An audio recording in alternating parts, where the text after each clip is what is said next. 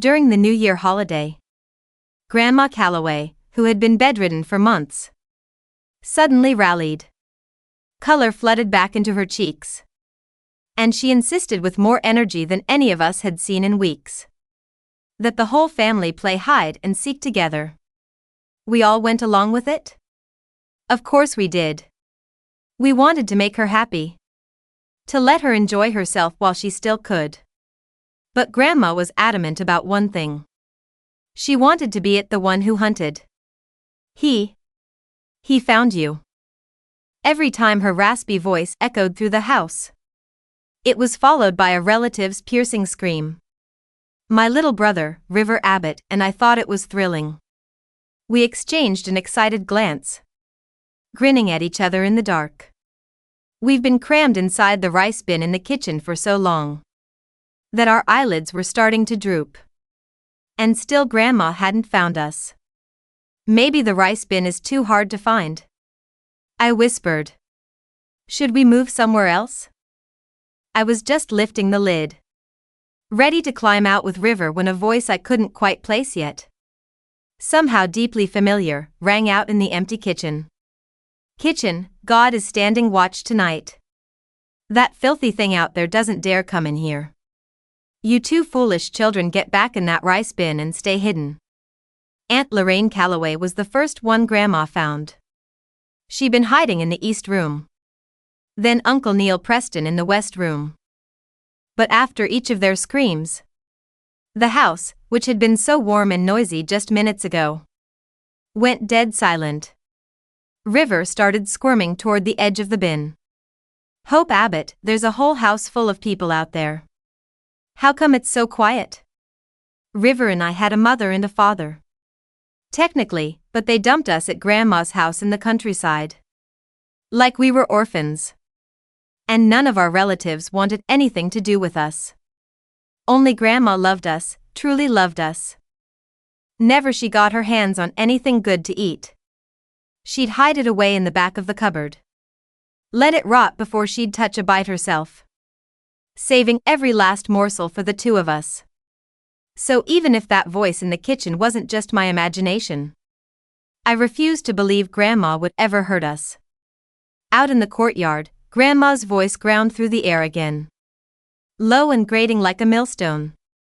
Turning. 5 more. Just 5 more to go. Grandma's been searching so hard. Where are you all hiding? Bridget Calloway's sweet voice rang out from somewhere in the house. Grandma, I'll come out on my own so you don't have to tire yourself. Grandma let out a strange, croaking laugh at the sight of Bridget walking out to show her devotion. Good girl. The next instant, Bridget released a scream so shrill and agonized it didn't sound human. You're not Grandma. River and I stared at each other wide-eyed with terror. This was the old woman who had raised us since we were babies. If she wasn't Grandma, then who was she? We clung to each other in the darkness of the bin. River's small body trembled against mine. Hope Bridget went out on her own. Grandma didn't even catch her. So why did she scream like that?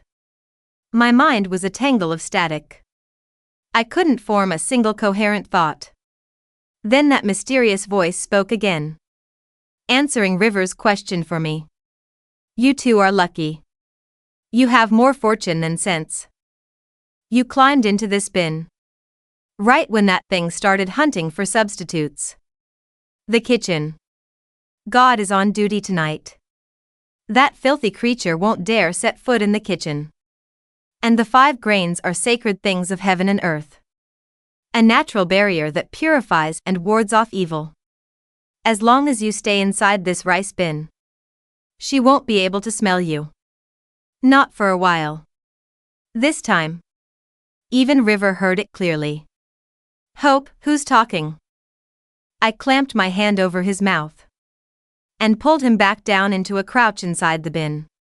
But his foot slipped and he landed hard on the bottom, with a dull thud that echoed off the ceramic walls. Sound of slippers shuffling across the ground drifted closer. Closer. My heart hammered so violently I could feel it in my throat. Grandma's face appeared at the kitchen window. She peered in at us and let out a low, rattling laugh. "Found you." I slapped both hands over our mouths. One on mine, one on River's. And shoved our screams back down our throats. Silence, absolute suffocating silence. Then Grandma let out a long, disappointed sigh. "Oh. Just a mouse." Before River and I could even exhale, something heavy slammed into the ground outside. The next moment, Grandma let out a pained groan. "Oh, my aching back.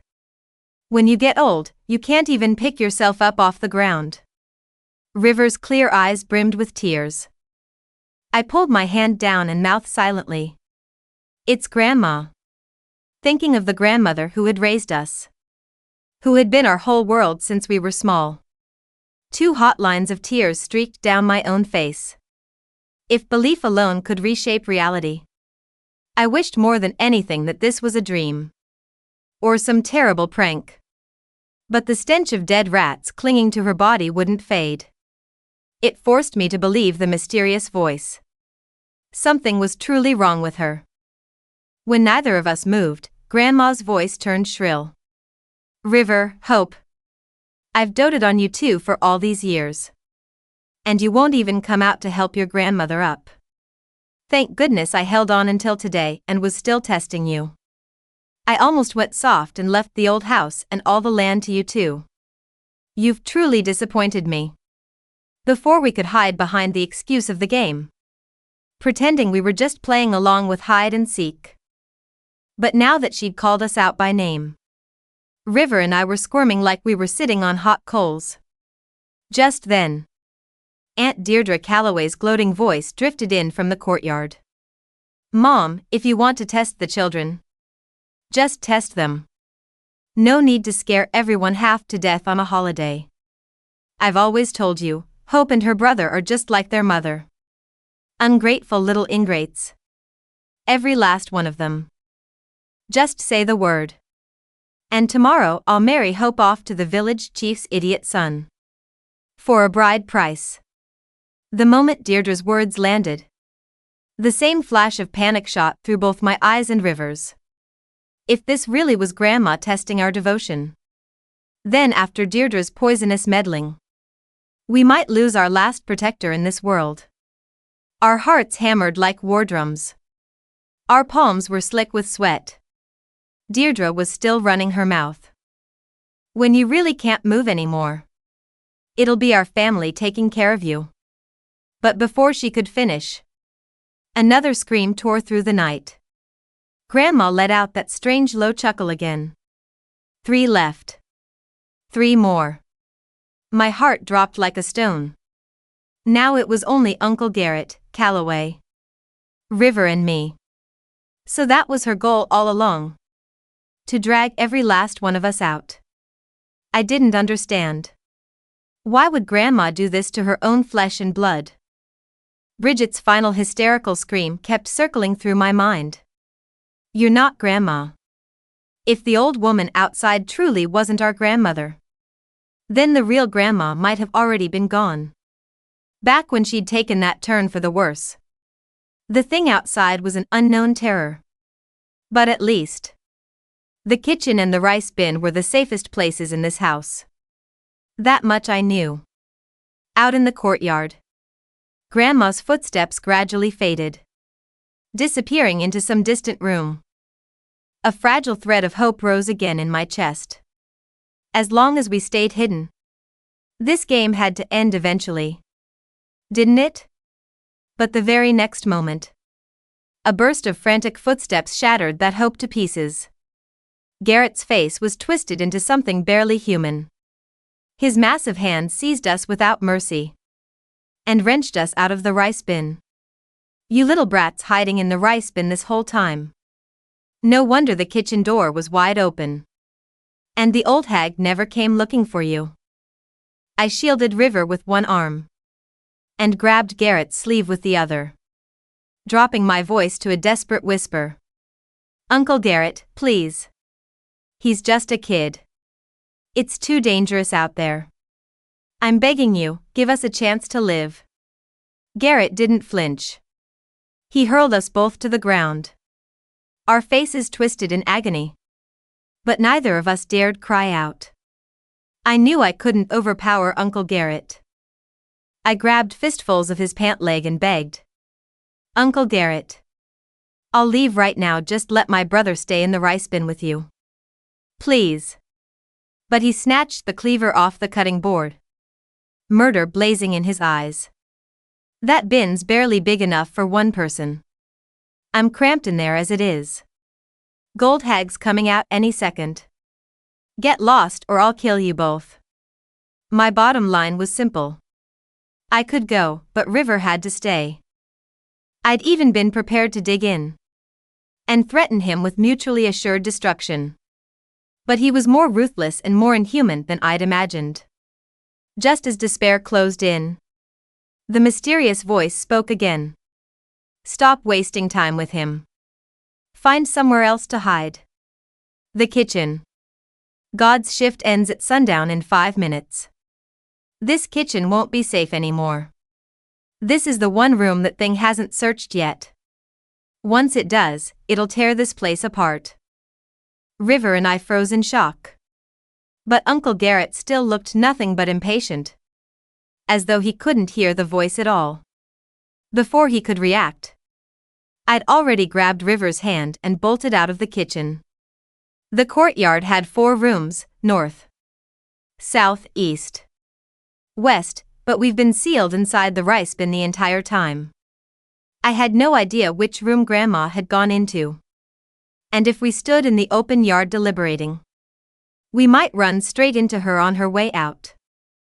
My heart hammered up into my throat. I gritted my teeth and pulled River into the nearest door. The south room, the one used for storage. The door swung open to an empty room. Relief hit me so hard my knees nearly buckled. I flipped a large bamboo basket upside down over the two of us, and had barely settled into our hiding spot when footsteps echoed across the courtyard. The kitchen and the south room are good places for hide and seek. Time for a thorough look. I held River tight, silently begging that the mysterious voice had told the truth. If Grandma went to the kitchen first and found Uncle Garrett, River and I might still have a chance to slip out of the south room and find a new hiding place. Mercifully, a blood-curdling scream erupted from the kitchen next door. Mom, don't. It's me. Mom.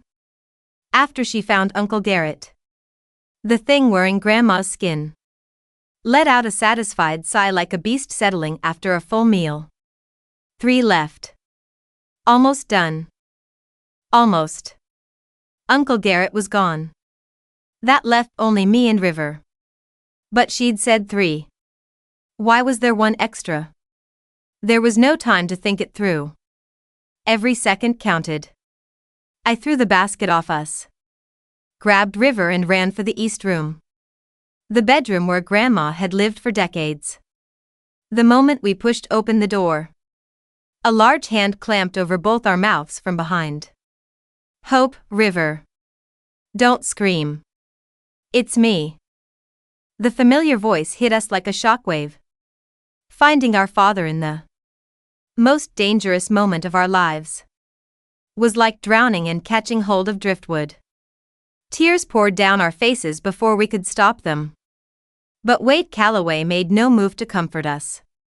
Expression was all cold calculation and sharp authority. We don't have much time, so I'll make this quick.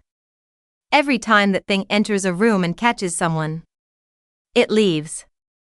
It doesn't keep searching. That means if all 3 of us hide in the same room, even if one gets caught, the other 2 survive. Grandma's words slammed back into me. 3 left. She'd known all along that our father had snuck back. She'd already counted the extra person. The realization hit me like a bolt of lightning. I know who did this to Grandma. The one responsible is right here with us.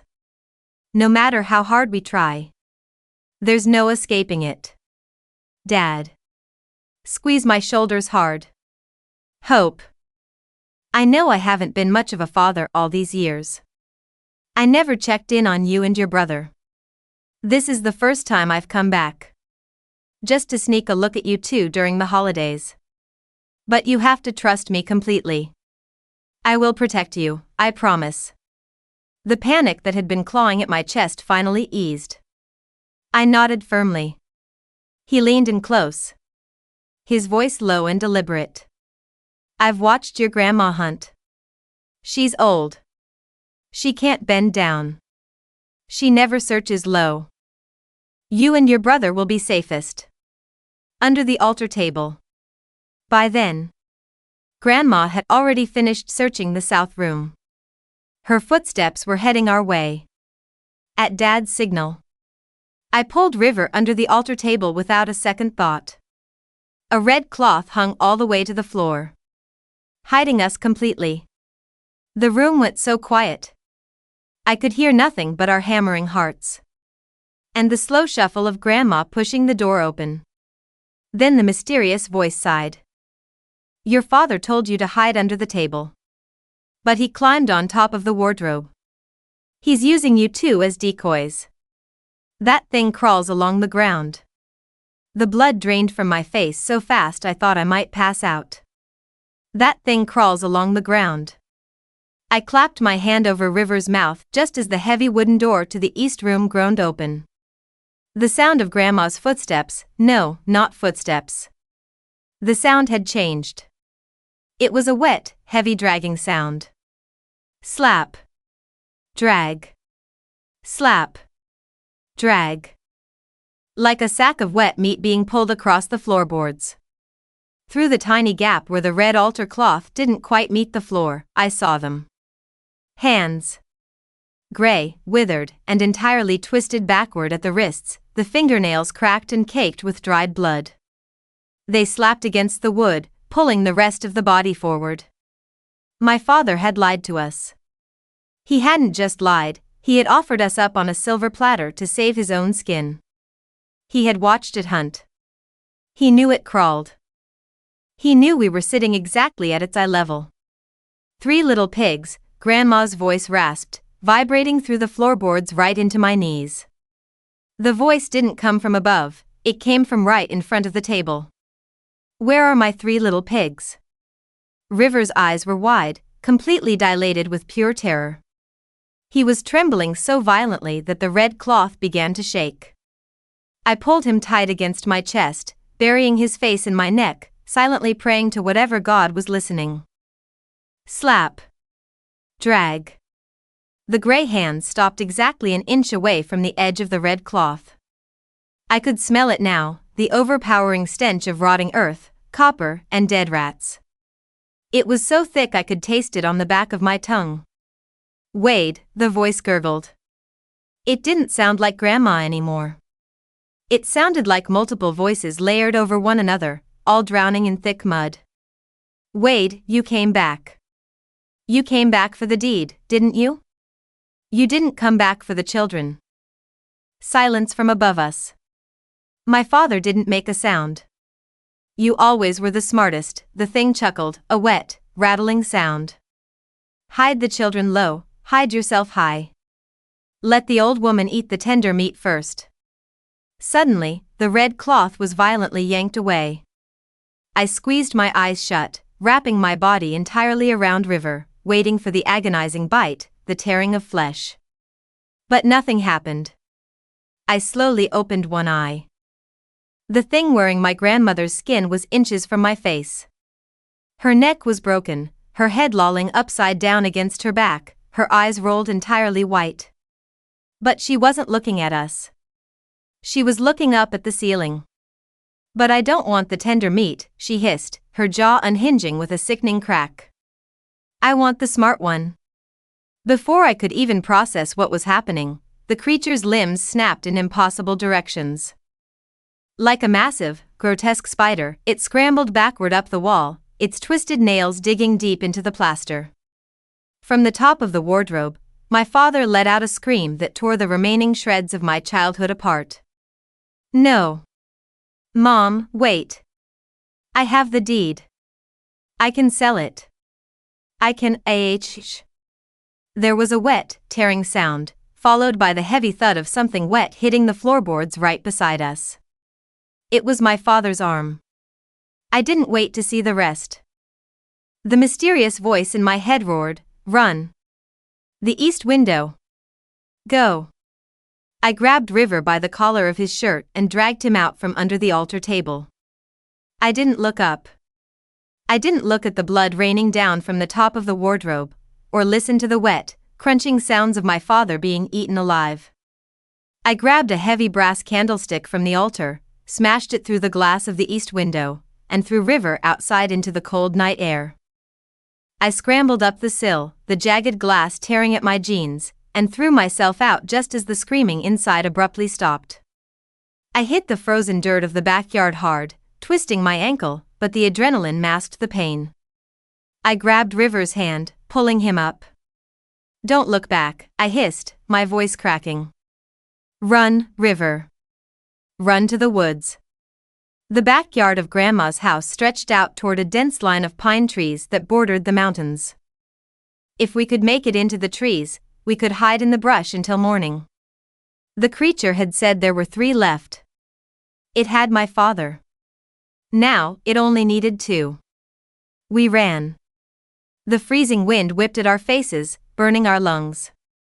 The snow from the day before was still thick on the ground, slowing our steps, turning every stride into an agonizing struggle.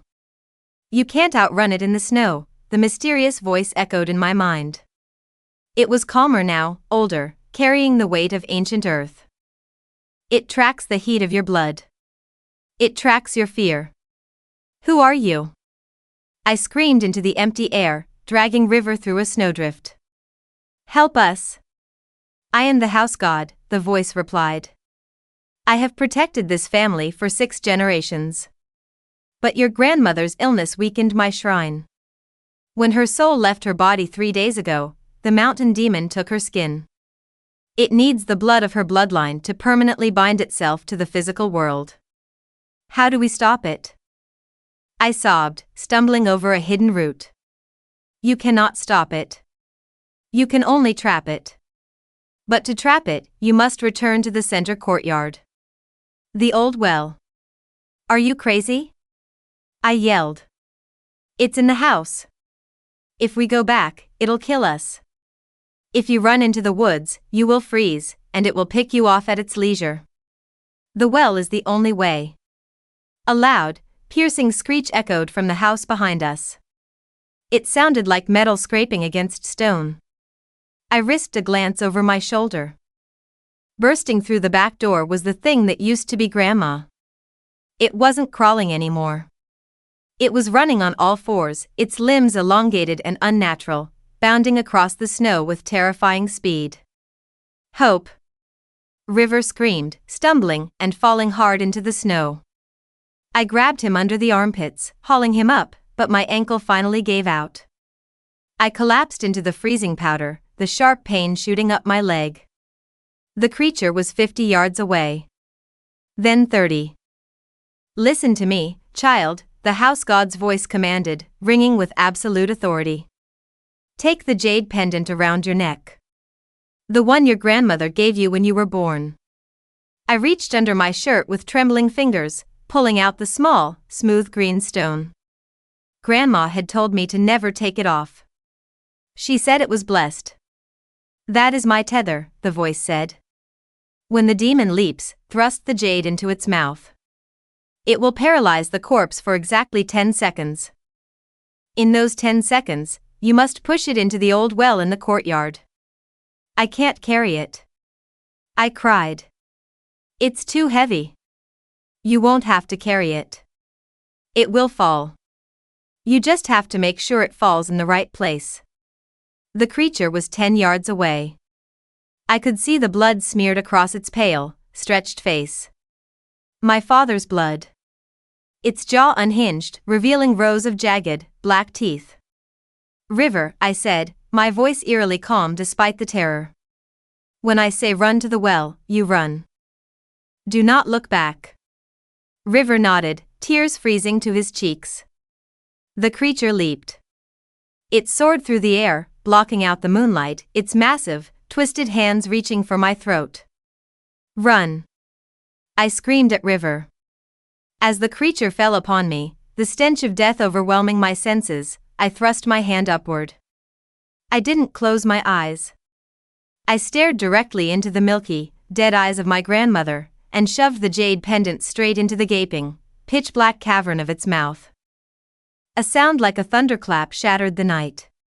The creature froze mid-air, its body instantly turning as rigid as stone. Its momentum carried it forward, and it crashed into the snow right on top of me, heavy and cold as a boulder. The impact knocked the wind out of me, but I didn't hesitate. I shoved the stiffened corpse off my legs and scrambled to my feet. 1. The house god counted in my mind. I grabbed the creature by its twisted, frozen ankle. It weighed a ton, but the adrenaline surging through my veins gave me a strength I didn't know I possessed. I dragged it through the snow, back toward the courtyard. 3. The voice counted. I reached the cobblestones of the yard. The old well sat in the dead center, its heavy wooden cover pushed aside. River was standing next to it, shaking, staring at the monster I was dragging. 5. The voice told. "River! Help me!" I screamed. River snapped out of his trance. He grabbed the creature's other ankle. Together, we hauled the rigid, heavy corpse up onto the stone lip of the well. 7. The creature's eyes suddenly darted toward me. The paralysis was wearing off. The jaw snapped shut, shattering the jade pendant inside its mouth with a sickening crunch. "Push!" I screamed. We shoved with everything we had. The creature's hands suddenly snapped out, grabbing the collar of my coat. It let out a deafening screech, trying to pull me down into the darkness with it. 9. I didn't try to pull away. I unzipped the coat, slipping my arms out of the sleeves in one fluid motion. The creature lost its leverage. Its weight shifted, and it tumbled backward over the edge. 10. I heard the wet, hollow splash as it hit the freezing water at the bottom of the deep well. The cover. The house god roared. River and I grabbed the heavy, waterlogged wooden cover and slammed it over the opening of the well. "Sit on it!" I yelled. We both scrambled on top of the wooden lid, adding our combined weight to the heavy oak. Almost immediately, a massive, violent thud hit the underside of the cover, lifting us an inch into the air before dropping us back down. The creature shrieked from the depths, a sound so full of rage and hunger it made my ears ring. Thud. Thud. Thud. It slammed against the wood over and over. I clung to River, pressing my entire body weight down, praying the rotting wood would hold. "You have done well, children," the house god's voice echoed, sounding faint now, as if it was fading away. "The 5 grains in the kitchen, bring them." I looked at River. "Stay here. Don't move. Do not get off this lid." I slid off the cover. The thudding continued, violent and relentless. I sprinted back into the kitchen, ignoring the blood smeared across the floor where Uncle Garrett had been taken. I went straight to the large ceramic rice bin. I grabbed the heavy sack of raw rice, oats, and millet, the 5 grains. I dragged it back to the courtyard. "Pour it over the cover." "Seal the well," the voice commanded. I ripped the sack open and poured the grains over the heavy oak cover, making sure it filled every crack, every seam. The moment the grains settled into the grooves of the wood, the violent thudding abruptly stopped. The shrieking faded into a low, muffled gurgle, and then, absolute silence. I collapsed onto the cobblestones, my chest heaving, the freezing air burning my throat. River slid off the cover and curled into my side, sobbing uncontrollably. I wrapped my arms around him, burying my face in his hair. "It's over," I whispered, rocking him back and forth. "It's over." We sat in the freezing courtyard until the sun began to rise. The golden light spilled over the mountains, casting long shadows across the blood-stained snow. The house was dead quiet. There were no aunts, no uncles, no father. And no grandma. We were the only ones left. Hours later, the police arrived, called by a neighbor who had heard the screams. They found the bodies. They found the blood. They didn't find the creature in the well, though I told them exactly where it was. When they dragged the well, all they found were the bones of an old woman, picked entirely clean. The authorities ruled it a horrific family dispute, a murder-suicide driven by greed over the property deed, which they found clutched in my dead father's hand on top of the wardrobe. River and I didn't correct them. Nobody would believe the truth anyway. 10 years later. Are you sure about this, Hope? I looked up from the cardboard box I was taping shut. River stood in the doorway of our small city apartment. He was taller than me now, broad-shouldered and quiet, carrying a profound sadness in his eyes that had never really faded since that New Year's night. I'm sure, I said, handing him the tape dispenser. The developers offered a fortune for the land. We don't need it. We haven't been back since we were kids. River looked down at his hands. I have this feeling. If they tear the house down, if they dig up the courtyard. They won't find anything, I said firmly, though a cold shiver ran down my spine. The well was filled in with concrete 5 years ago by the county. It's buried. River nodded slowly, though he didn't look convinced. He picked up the box and carried it out to the moving truck. I stood in the center of the empty living room, looking out the window at the bustling city below. We had survived. We had built a life for ourselves, far away from the mountains, far away from the snow, and far away from the old house. But as I turned to leave, a faint, familiar smell drifted through the open window. It was the smell of rotting earth. And dead rats. I froze. My breath caught in my throat. I slowly turned my head, looking toward the dark corner of the empty apartment. A low, grating voice, sounding like 2 millstones grinding together, whispered from the shadows.